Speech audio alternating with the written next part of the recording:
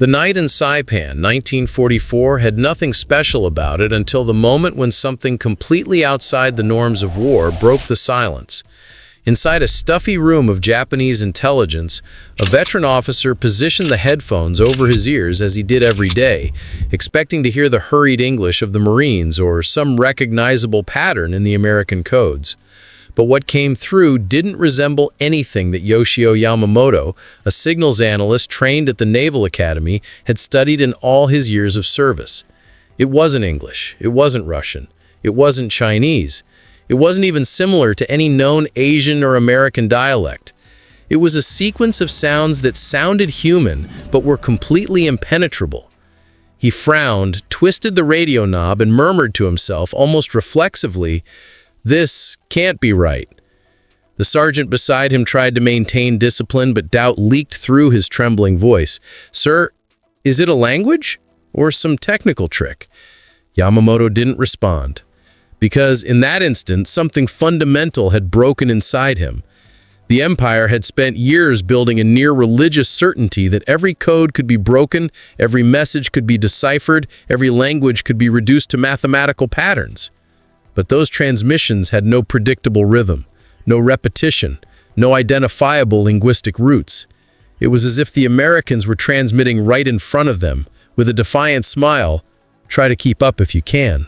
What Yamamoto couldn't know, and what caused that psychological collapse, is that the voice on the other side belonged to young men like Samuel Billison, one of the code talkers in training at Camp Pendleton, part of the group that would transform the Navajo language into one of the fastest and most impenetrable communication systems in military history.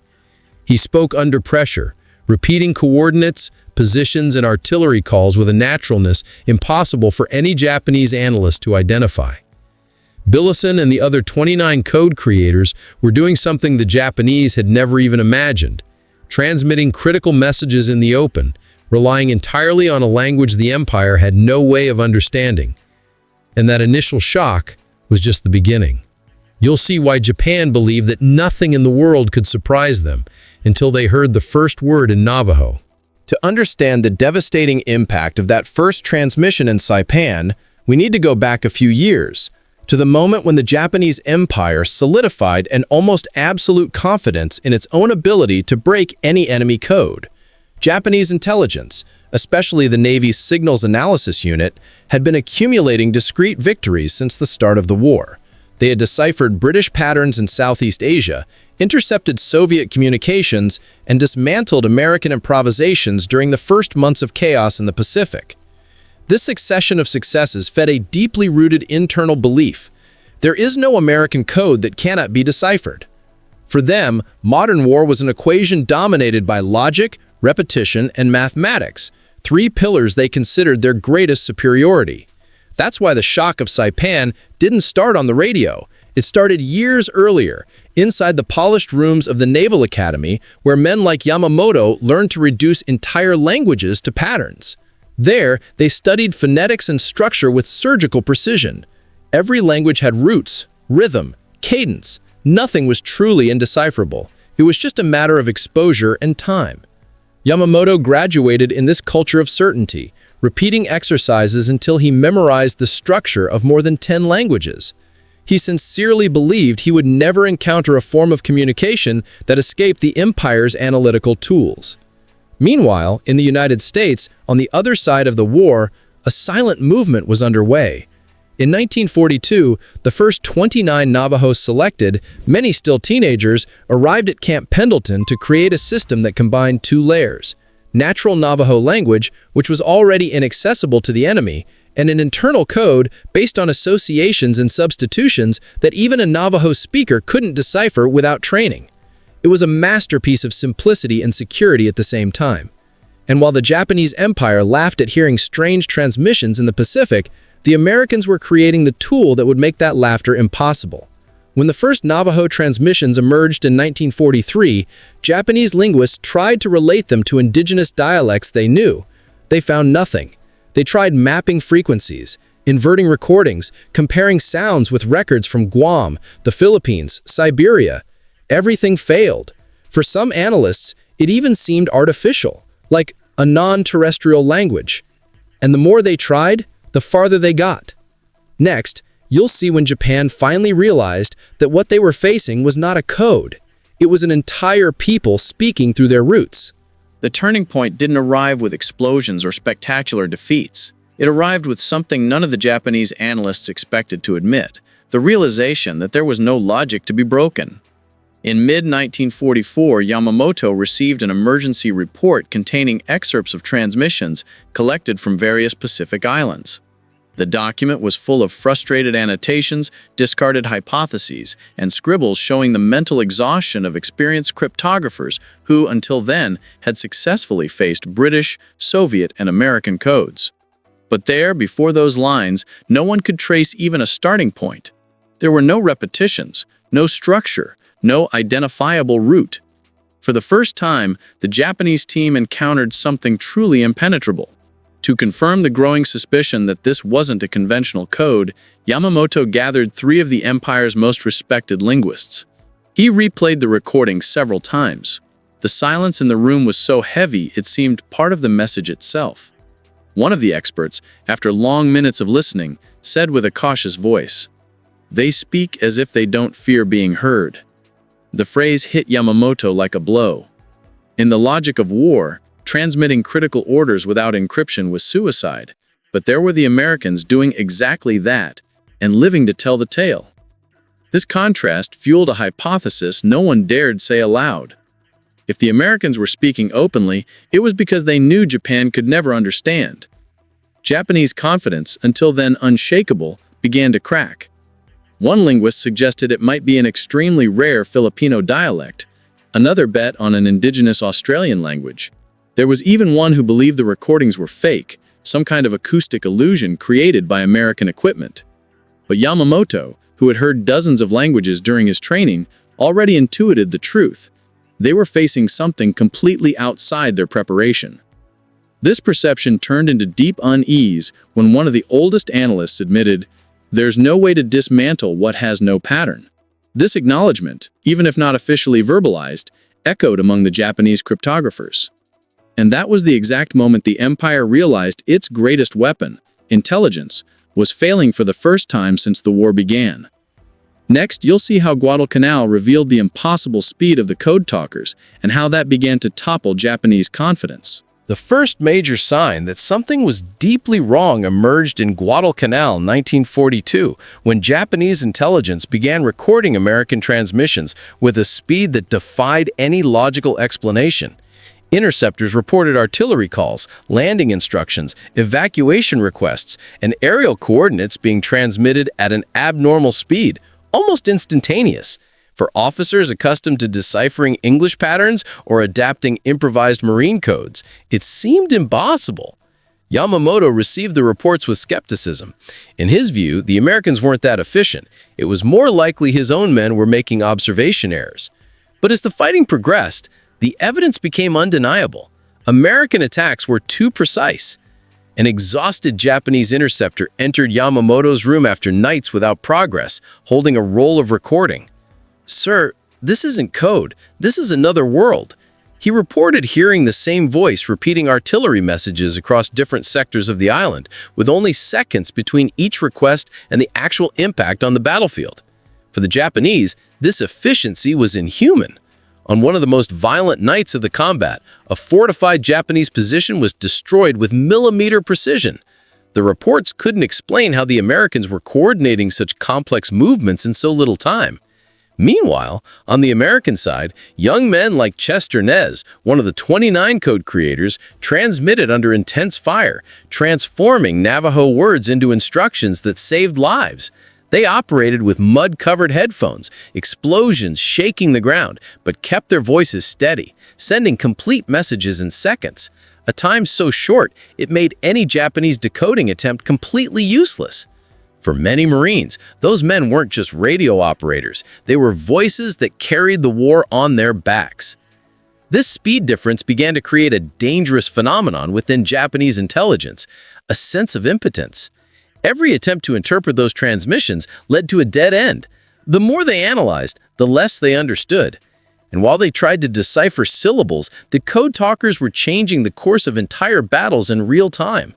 You'll see the exact moment when Japanese frustration turned into panic, when they realized that even their best minds couldn't keep up with the language that had almost been erased from history. The definitive collapse of Japanese confidence began in Saipan, 1944, when transmissions captured on different islands began to exhibit a pattern so humiliating that no officer knew how to record it in reports.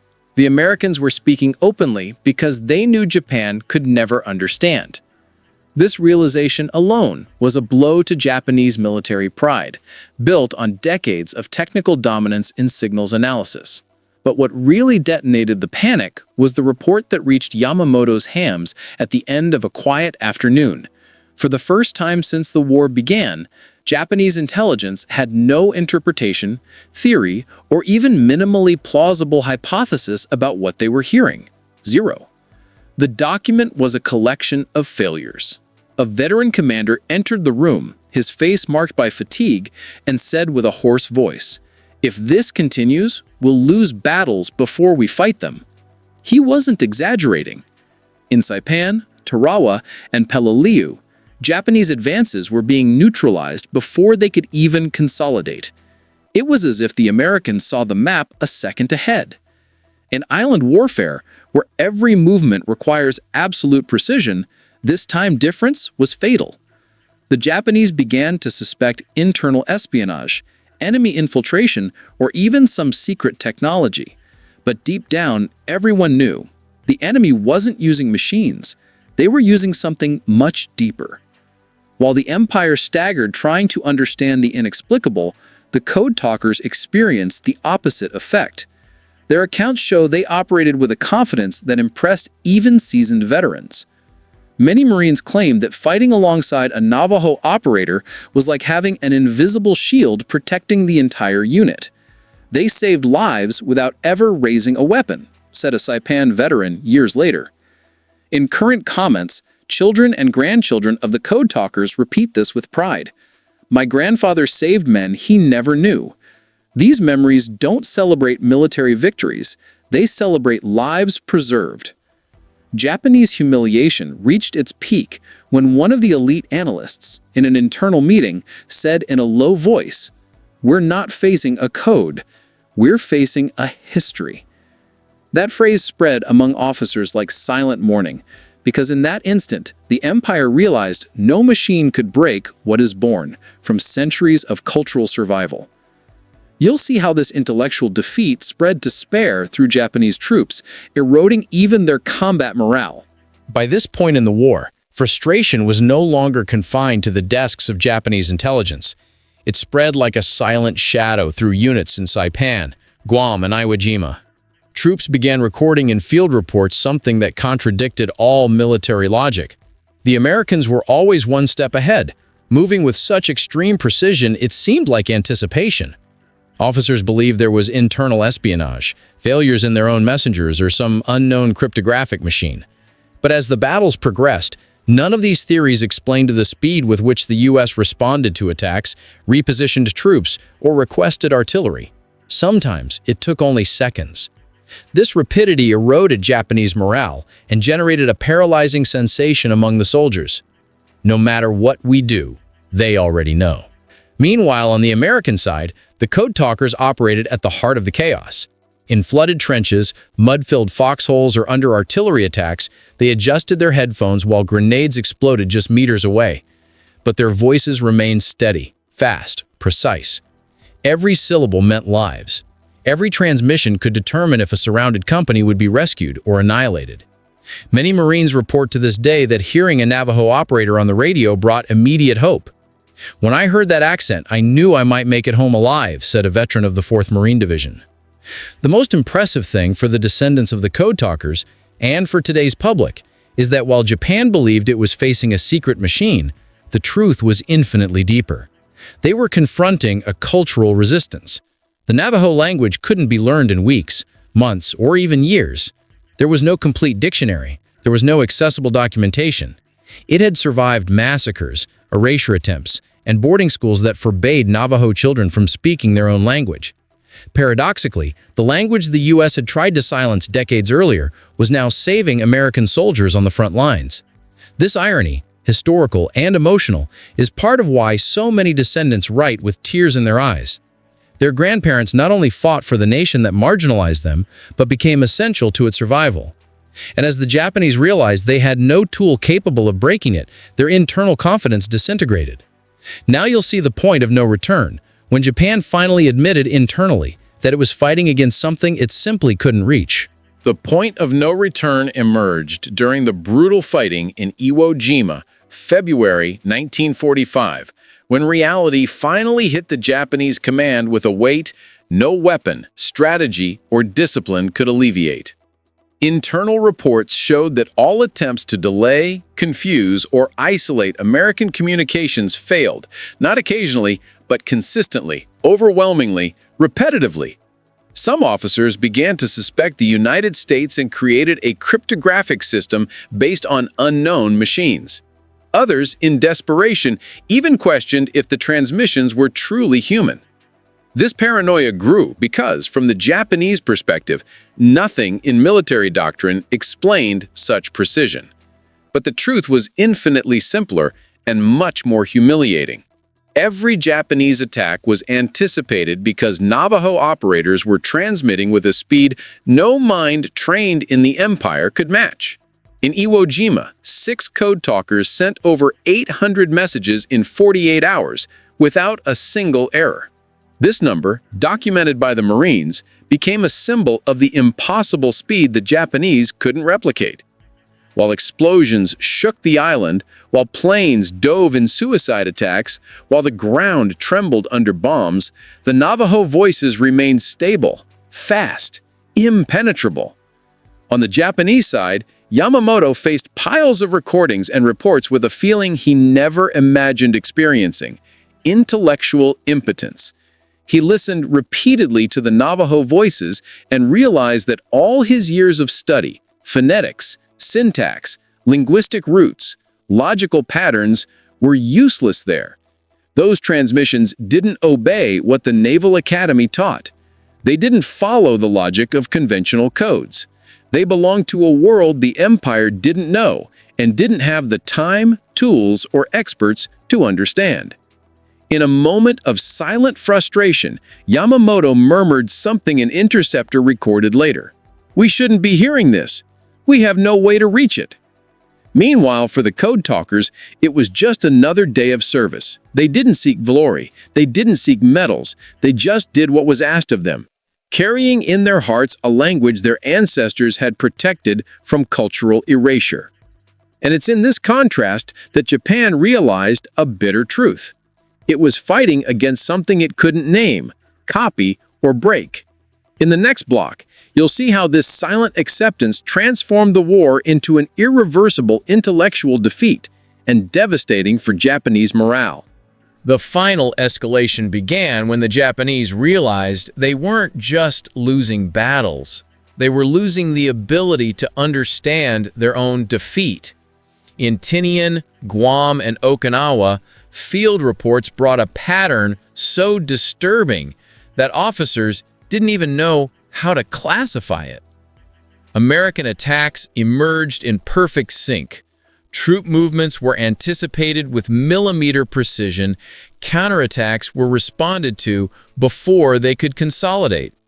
For a military machine built on discipline, control, and predictability, it was like fighting someone who saw a few seconds into the future. Japanese intelligence, exhausted and humiliated, no longer discussed how to break the code.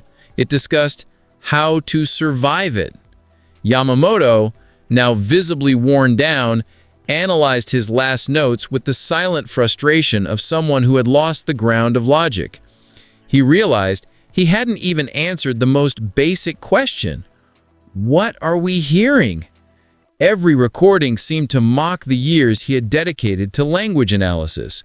There was no linguistic root, no phonetic pattern, no repetition. It was a barrier the Empire simply had no tools to cross. And this feeling of intellectual impotence trickled down the ranks, contaminating troop morale. Meanwhile, the code talkers reached their operational peak.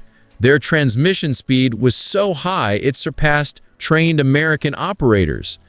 They sent complete messages in seconds, messages that for the Japanese were indecipherable from start to finish. Many Marines report that, thanks to them, surrounded companies survived, ships were rescued, and enemy attacks were neutralized before becoming catastrophic. And in current comments, we see exactly that. Children and grandchildren write with pride that their grandparents saved lives without ever raising a weapon, using only the language their ancestors had protected at the cost of pain and resistance. For Japan, this revelation wasn't just military, it was emotional. A senior analyst from the Naval Command recorded in a secret meeting, "With every intercepted transmission, we remember we're fighting against something we can never copy." That phrase circulated discreetly among officers like collective mourning, because for them, war had always been built on control of territory, information, communication. But there, between the Navajo voice and the Japanese headphone, was a defeat no weapon could fix. Intellectual defeat. You'll see how the war ended, not with a machine or a general, but with voices Japan could never understand, and that the United States took decades to recognize. When the war began to fall silent, it wasn't a new machine, a brilliant general, or a technological advance that left the deepest mark. It was voices. Voices that Japan could never decipher, and that the United States, in bitter irony, took decades to recognize. When the Navajo Code talkers returned home, they didn't find parades, medals, or headlines. They found poor reservations, segregated schools, and closed doors. Despite serving as soldiers, many returned to states where legal barriers still prevented them from voting. Men who had saved entire battles with transmissions of just seconds now had to deal with denied jobs, discrimination, and enforced silence. The program remained classified until 1968. For 23 years, they couldn't even tell their own families what they had done for the nation's survival. Meanwhile, across the ocean, post-war Japanese interrogations revealed an unusual mix of respect and resignation. Lieutenant General Seizo Arasue, head of Japanese intelligence at the war's end, acknowledged they never understood the American system. Many Japanese analysts believed throughout the conflict that the U.S. had developed advanced cryptographic machines capable of scrambling languages in inaccessible ways. Only after the war's end did they discover that what they feared wasn't technology, it was identity. It was a language that had survived cultural erasure, persecutions, and schools that punished Navajo children for speaking their own tongue. The irony of this historical scar is remembered to this day by descendants who comment on videos like this. In current comments, we see this clearly. Grandchildren write about grandfathers who died without recognition. Children report that their fathers returned alive from Vietnam because decades earlier, in Iwo Jima, a Navajo operator transmitted perfect coordinates under enemy fire. These aren't ordinary comments, they are living memorials, written by those who carry the legacy the country took so long to honor. My grandfather saved lives. My father passed away without ever receiving the recognition he deserved. America owes so much to these men. These messages aren't praise, they are calls for emotional reparations. And perhaps that's why this story continues to touch so many people, because the heroism of the Code Talkers transcends war. It's a reminder that courage and loyalty can come from peoples the country itself tried to silence. You'll see how this legacy lives on, and why this voice can never be silenced again. The story of the Code Talkers doesn't end in the Pacific.